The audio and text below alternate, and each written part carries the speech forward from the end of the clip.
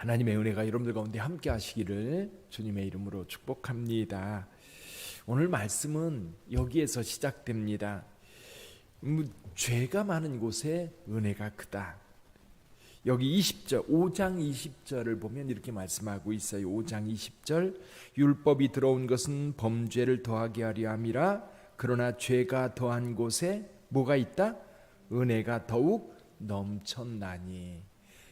이 말에 대해서 이 성경을 이제 이 편지를 읽는 사람들이 오해할까봐 바울이 덧붙이는 이야기입니다. 그래서 6장 1절에서 이렇게 말하지요. 그런즉 우리가 무슨 말을 하리요? 은혜를 더하게 하려고 죄에 거하겠느냐.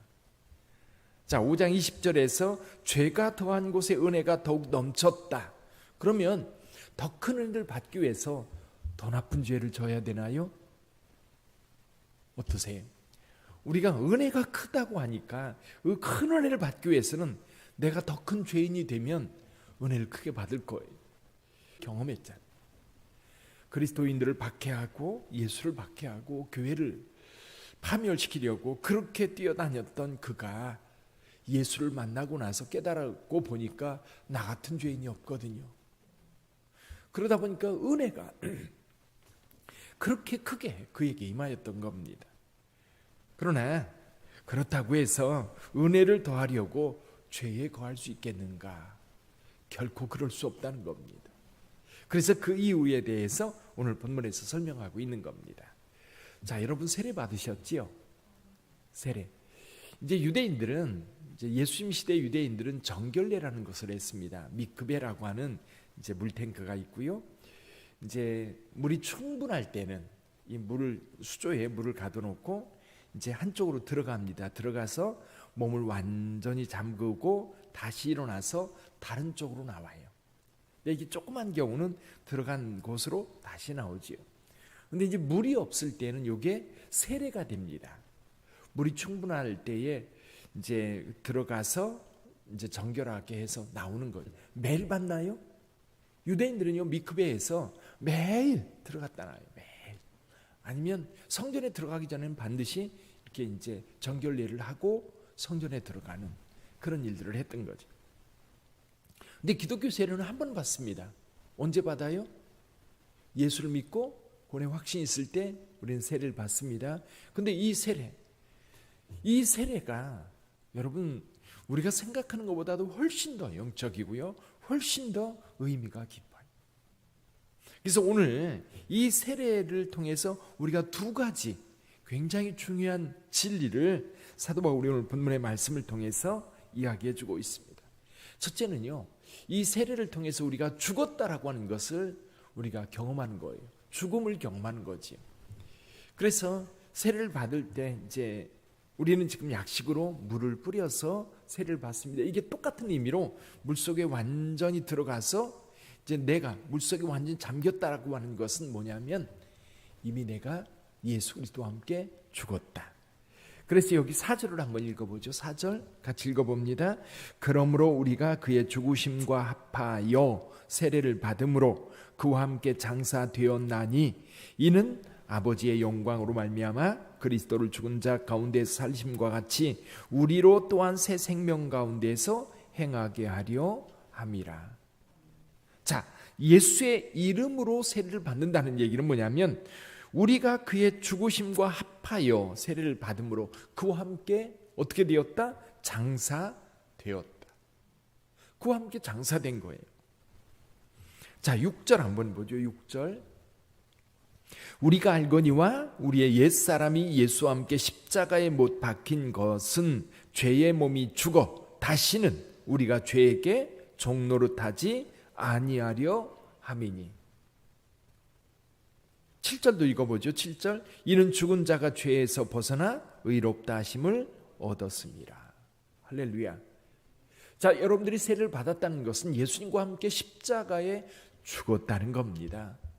십자가에 죽었다는 의미 가운데 굉장히 중요한 의미가 뭐예요? 그때 우리의 죄도 함께 십자가에 못 박힌 거예요. 우리의 죄도 함께 십자가에 못 박혀서 이제 죄는 더 이상 우리를 지배할 수 없게 된 겁니다.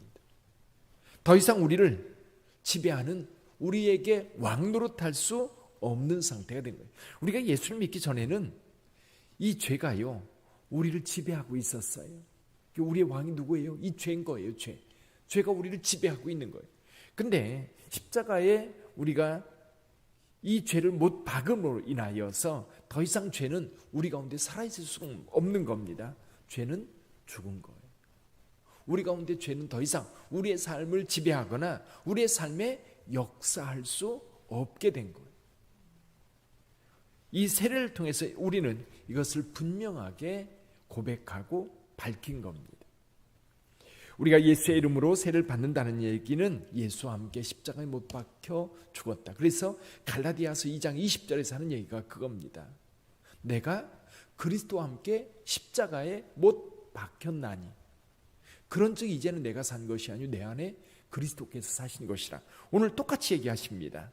여기 그 4절에서도 중간에 보면 이는 아버지의 영광으로 말미암아 그리스도를 죽은 자 가운데 살리심과 같이 우리로 또한 새 생명 가운데 행하게 하려 함이라. 이제 과거의 몸은 죽었고 십자가에 못 박혀 죽었고 이제 우리가 다시 이 세례를 받음으로 다시 태어나는 거예요. 거듭나는 거예요. 그래서 다시 태어났을 때는 이제 죄에 대하여 종노릇하는 삶에서 벗어나 이제 하나님을 향해 다시 태어난 거예요.